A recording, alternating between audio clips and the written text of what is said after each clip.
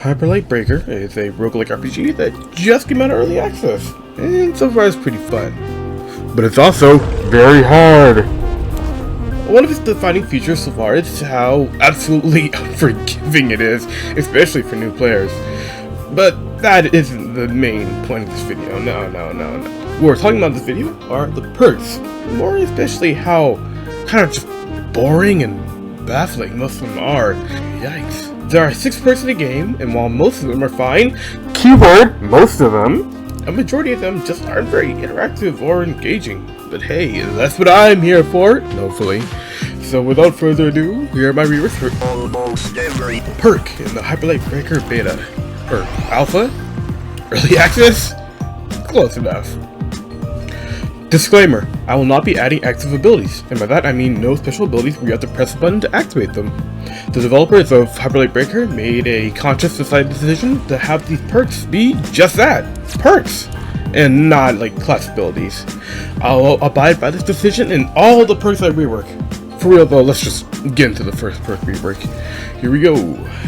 Vermilion is the character you start out as, and in my opinion, he has the most mixed potential first. Let's start with this first perk, Gunslinger. Gunslinger is when a rail, which is your guns in this game, deals a crit hit, the next shot will also be a crit hit. The second crit hit cannot trigger this perk. So yeah, that's it. So the introductory perk to your game, what the player first sees, is the equivalent to an F tier Belatro Joker. Nice.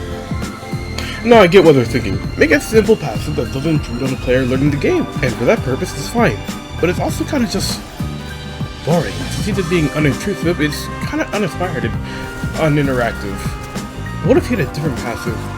What if you went from a gunslinger to a drifter? That's right, its new passive is inspired by the drifter, the Hyperlight Drifter.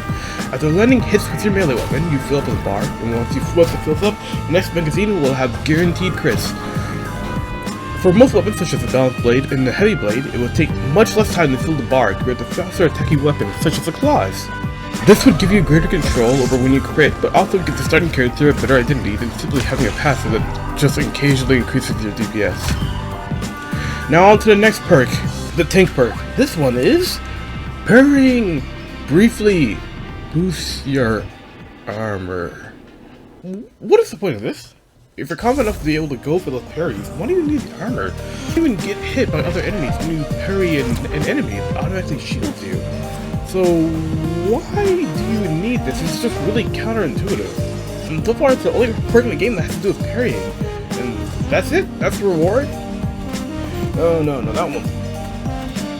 The how about instead of a tank, we turn that perfect defense into the perfect offense. Now when you parry an enemy's attack, it boosts your damage for a short while, and while this effect is in place, your charge attacks can send enemies into the vulnerable state, where you can perform the finisher on them. So now, you have another way to use your dash attack to put enemies into the vulnerable state, and depending on what charge attack your weapon has, you can put multiple enemies into that state. The damage boost also applies to your finisher to make it even more devastating. Now onto Lapis, or otherwise known as KJ from Valorant. For her first perk rework, Lightweaver. The next real shot after picking up a battery deals extra damage. If you don't know what a battery is, it's little drops that refill your gun's ammo. And they drop from when you kill enemies sometimes, or after you perform a finisher on an enemy. But this is just really situational. I'm not a really big fan of this how the perk works right now, so instead, I now procs on parries. Yes, another perk that works with parries. I want to have more of these in the game. I feel like it could be really cool for each character to have their own way of playing around with parries. In the case of Lightweaver, not only does it increase your gun's damage, but it also supercharges your next action. If it's a dash, you'll dash farther with no longer invisibility time, and your next melee attack will be an instantly fully charged attack, and it will skip the wind-up time. And her next passive is Warrior. Gain more from core upgrade stat increases. This perk, I really dislike how this perk is designed. It's just, why? It's just a meta progression perk, and that's it. I'm not really a fan of it. So instead, it's gonna go from Warrior to Warrior's Tempo. Performing combat-related actions, during combat, of course, increases your move speed and your attack speed up to 30%. And when you get hurt, it resets back to 0. So keep that tempo up. Now last but not least, our boy, Goro. Now I actually really like his perks. Well, at least the first one. His second one is alright. There is more room for improvement with that one. So, let's start with this first perk. Astrologer is Goro's first perk, and I actually think it's fine. How it works is that spending your gun's battery, which is basically just your ammunition, increases your cooldown for your blade skill, which are these cool little moves that every blade has. I don't really want to rework this one. I just like how it is. In my opinion, it's definitely the most unique out of the perks in the game right now. So I don't feel like there's really much we need to do to change it.